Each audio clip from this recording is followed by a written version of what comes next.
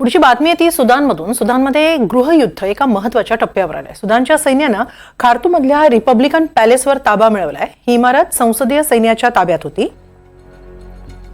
गेले 2 वर्ष इथे गृहयुद्ध सुरू आहे।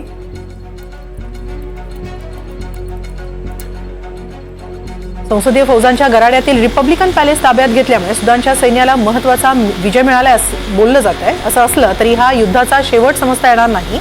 दरम्यान रमजान महिन्याच्या 21व्या दिवशी सैन्याला हा विजय मिळाल्यामुळे सुदानच्या सैनिकांमध्ये जल्लोषाचं वातावरण होतं।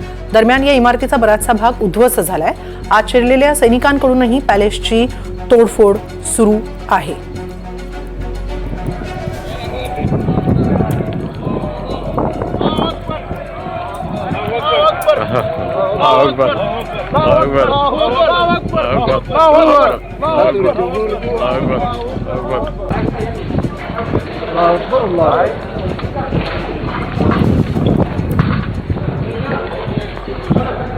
दोन 2019 पासूनच सुदानमध्ये गृहयुद्ध सुरू आहे।